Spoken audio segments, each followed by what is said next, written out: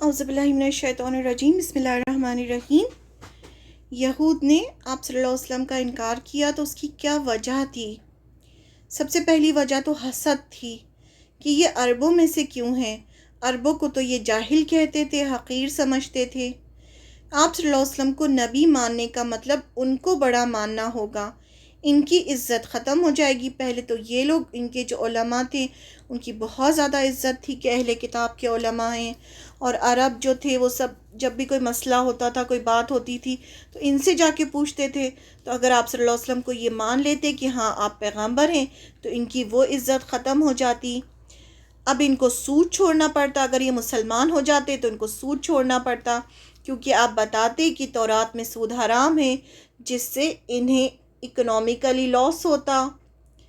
آپ صلی اللہ علیہ وسلم صلح اور امن کا پیغام لائے تھے، لیکن یہ تو لوگوں کو لڑواتے تھے، اسی سے ان کی دنیا چلتی تھی۔ اگر یہ اسلام قبول کر لیتے تو پھر کیا کرتے یہ؟ اس لیے ان سب نے مل کر ڈیسائیڈ کیا کہ آپ صلی اللہ علیہ وسلم کا ہی انکار کریں گے، کہ یہ وہ نبی نہیں ہے جس کا ہم انتظار کر رہے تھے، یہ تو بس عربوں کے نبی ہیں۔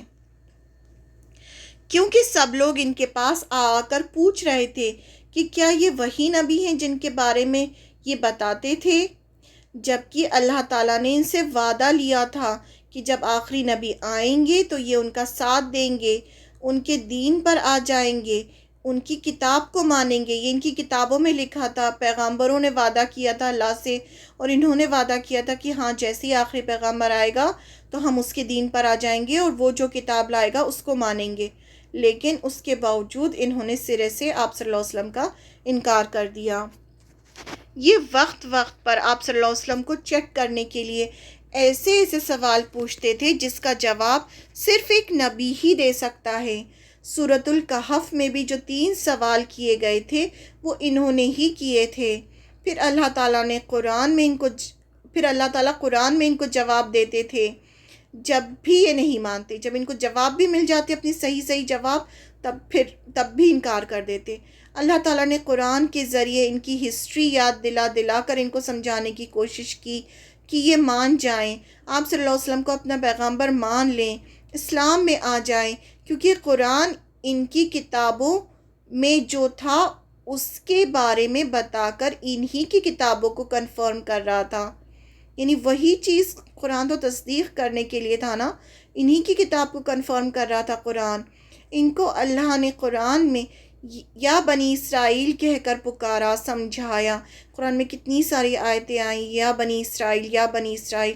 اللہ تعالیٰ نے بہت پیار سے ان کو پکارا اور ان کو سمجھانے کی کوشش کی۔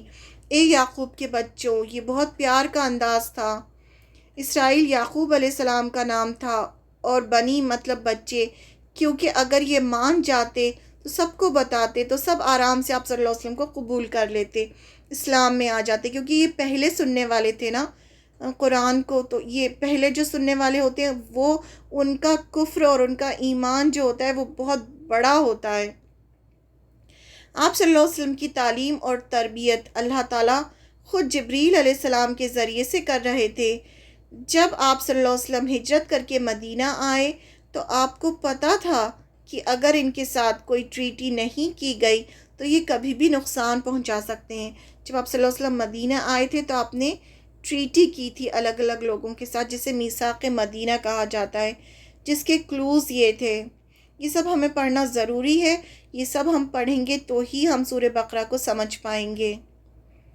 اس کے کلوز تھے، اگر مدینہ پر کوئی باہر سے حملہ کرے گا تو یہود اور مسلمان مل کر اس سے لڑیں گے، اور جو بھی خرچہ آئے گا دونوں مل کر اٹھائیں گے۔ یہ ٹریٹی سائن کی تھی آپ صلی اللہ علیہ وسلم نے یہود کے ساتھ۔ کسی کے ظلم کی حمایت نہیں ہوگی، خاص کر مکہ کے قریش کو پناہ نہیں دی جائے گی، جو ایک کا دشمن ہوگا وہ دوسرے کا بھی ہوگا۔ آگے ہم دیکھیں گے یہ سارے وعدے یہودیوں نے ایک کے بعد ایک توڑ دیے، آپ صلی اللہ علیہ وسلم کے ساتھ غداری کی، آپ صلی اللہ علیہ وسلم کو جان سے مارنے کی کوشش کی، جو ہمیشہ سے کرتے تھے کہ نبیوں کو قتل کر دیتے تھے۔ جنگ احزاب میں مسلمانوں کے ساتھ غداری کی، دشمن سے مل گئے، جس کے بعد آپ صلی اللہ علیہ وسلم نے ان کو سزا دی اور سارے یہودیوں کو مدینے سے نکال دیا. پھر ایک ایک کر کے آپ صلی اللہ علیہ وسلم نے جتنے یہودی تھے سب کو مدینہ سے نکلوا دیا.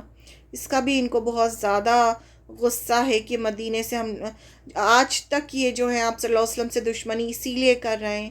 یہ سب باتیں جو ہیں ہمیں مسلمانوں کو اتنے اچھے سے نہیں پتہ، لیکن یہ جو ہیں اتنی ابھی تک نفرت لے کے بیٹھے ہوئے ہیں.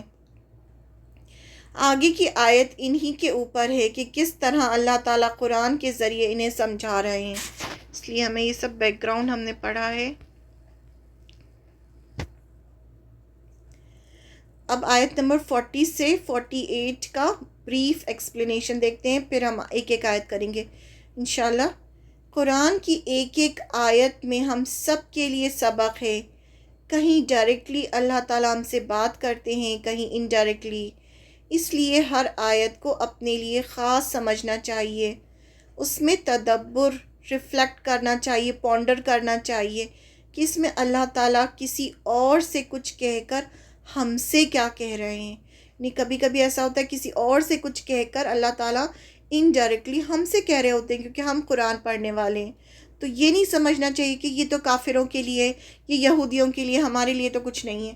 ہر آیت پڑھنے والے کے لیے کچھ نہ کچھ میننگ رکھتی ہے، چاہے وہ ڈائریکٹ میننگ ہو چاہے وہ انڈائریکٹ میننگ ہو. تو ہمیں وہ جاننے کی کوشش کرنا چاہیے. ہم ایسا نہیں کر سکتے کہ یہ آیت منافقین کے لیے ہے، یہ مشرکین کے لیے ہے، یہ بنی اسرائیل کے لیے ہے اور یہ ہمارے لیے ہے. ایسا نہیں ہے. ہر آیت ہم میں سے ہر ایک کے لیے ہے. یہاں اللہ تعالیٰ مدینے کے یہودیوں کو پیار سے پکار کر انہیں سمجھا رہے ہیں. ہمیں دیکھنا ہے کہ اس میں ہمارے لیے کیا لیسن ہے.